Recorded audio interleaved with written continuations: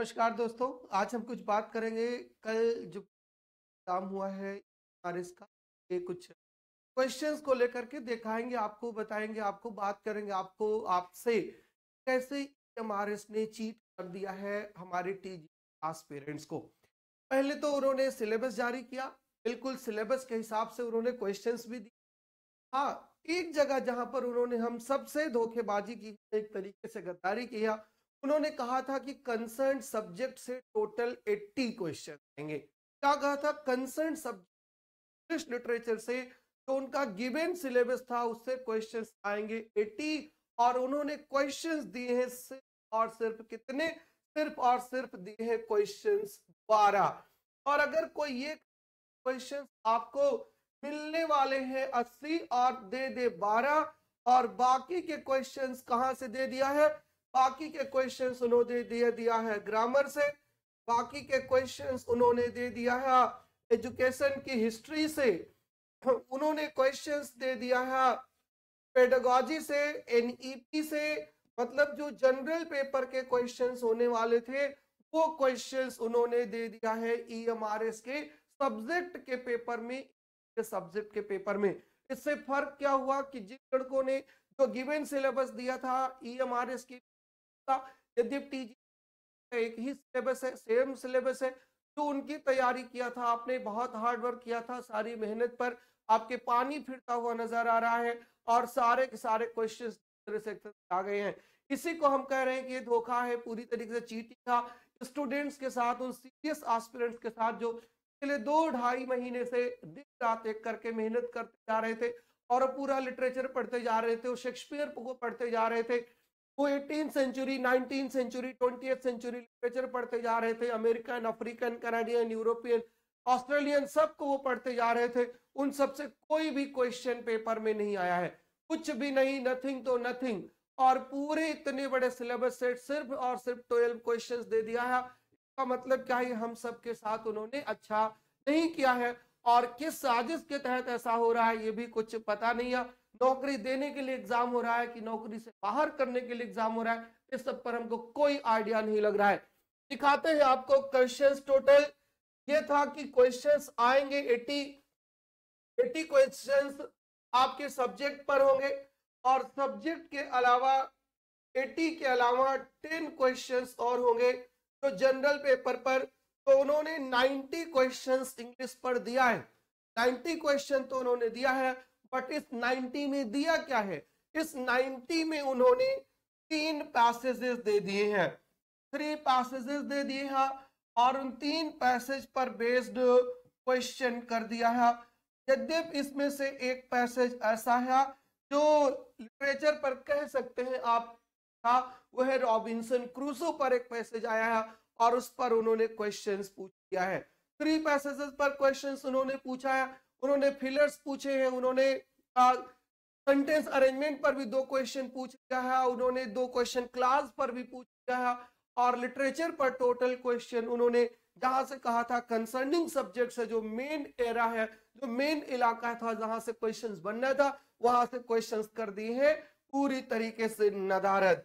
देखिए आपको दिखाते हैं क्वेश्चंस कैसे आए हैं। देखिए ये पहले क्वेश्चन की हम बात करें तो ये क्वेश्चन एक उन्होंने फ्रेंच काफका के मेटामॉर्फोसिस से पूछ लिया है, आपने बहुत अच्छी इसकी तैयारी की थी। दूसरा क्वेश्चन आर्थर मिलर के ऑल माय सन्स लिटरेचर पर क्वेश्चन गिनिएगा, 2 है। तीसरा क्वेश्चन पावलो नेरूदा पर है। चौथा क्वेश्चन वर्ड्सवर्थ के एडवर्टीजमेंट पर है, first edition of lyrical ballads.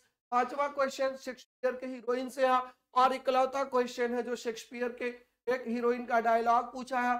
छठा करेक्टर नाथानिएल हाथॉर्न की स्कारलेट लेटर एक अमेरिकन से पूछ लिया है। फिर सातवां टेम्पेस्ट की एक लाइन पूछी है। आठवें में इंडियन राइटर मुल्कराज आनंद को पूछा है। 9वें में पीवी शैली, और 10वें क्वेश्चन में चिन्मय एचबी। 11वें क्वेश्चन में सीधे सीधे राइम पर आ गए हैं, राइट, पोएटिक फॉर्म पर आए हैं।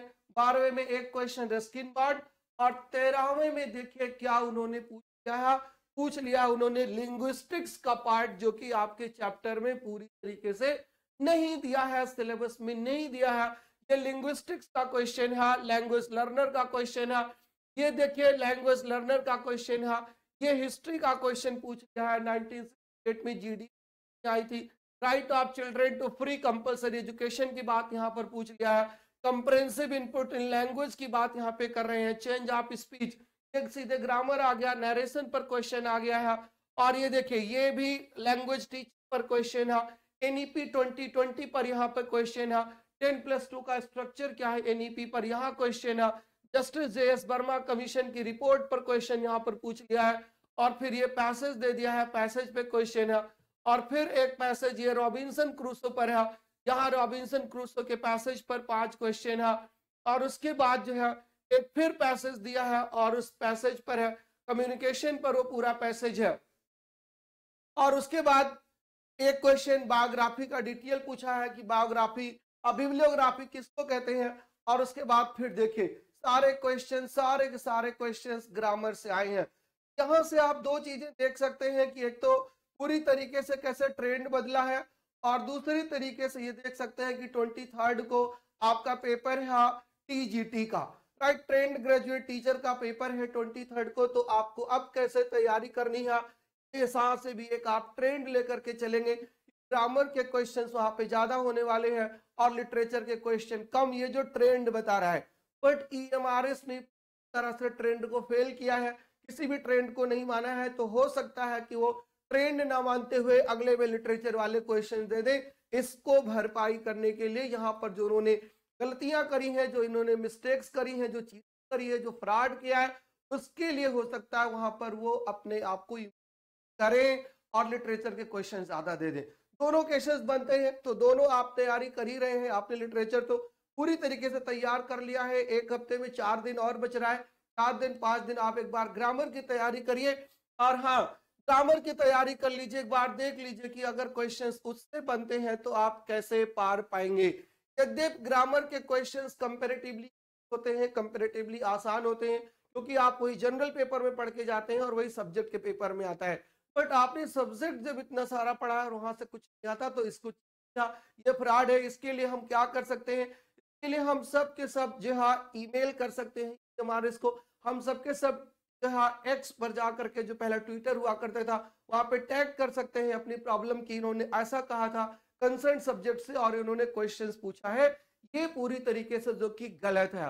बट आप ऐसा करने से पहले तैयारी कर लें। टीजी अगर आप ट्रेंड ग्रेजुएट के एस्पिरेंट है, 23 के आपका पेपर है, तो आप एक ट्रेंड को समझे और उसके आगे बढ़ जाए। बट 2 मिनट का टाइम अगर आप निकाल सकते हैं तो एक बार आप ईएमआरएस को मेल जरूर करें, ईएमआरएस को टैग जरूर करें, उनको इस बात को रियलाइज कराएं उनको कि हाँ आपने ऐसा कहा था और आपने ऐसा किया है और ये पूरी तरीके से फ्रॉड है और ये पूरी तरीके से चीटिंग है। राइट, हम आपके साथ हैं पूरी तरीके से। जहां भी चलना होगा आपको, मैं आपके साथ चलूंगा। एक्स पर भी, मेल पर भी, मैंने खुद मेल किया है और आपसे भी कह रहा हूं कि आप मेल जरूर करिए ईएमआरएस को। मेल रिक्रूटमेंट का दिया हुआ है, वहां से हो सकता है कुछ रिस्पॉन्ड आए, कुछ रिस्पॉन्स आए या कुछ लीजेंसी आए या टीजी का पेपर बदले। तो इतना काम आप भी कर सकते हैं, आपके हक का मामला है। और अगर आपके हक का मामला है तो आप नहीं लड़ेंगे, लड़ेगा कौन? हमारी लड़ाई सरकार से नहीं, हमारी लड़ाई ईएमआरएस के क्वेश्चन पेपर सेटर से है। कैसा उन्होंने क्वेश्चन पेपर सेट किया है, आउट ऑफ सिलेबस क्वेश्चंस दे देना, इस तरीके से बिल्कुल नहीं कहा जा सकता कि सब बाहर से है तो ग्रामर से ही। But we were not ready for that.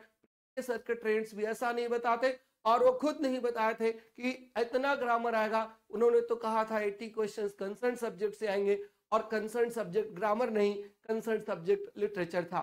Clear? ये सारे क्वेश्चंस हमने आपको दिखाए हैं। कल हम अपनी क्लास में जब 8:30 बजे आएंगे तो सारे क्वेश्चंस को एक बार सॉल्व करेंगे। हो सकता है कुछ क्वेश्चंस आपके टीजीटी में आए और ट्रेंड थोड़ा आपको बेहतर समझ में आएगा। तो कल मिलिएगा 8:30 बजे इसी प्लेटफॉर्म पर, इसी चैनल पर। हम पूरे क्वेश्चन पेपर ईएमआरएस को सॉल्व करेंगे। जो पेपर दे के आए हैं उनको एक आंसर की जाएगी उनके सेटिस्फेक्शन के लिए, और जो टीजीटी देने वाले हैं they will be guided by these questions, I am sure. Thank you so much for watching me. Thank you so much for subscribing to this channel. Good luck.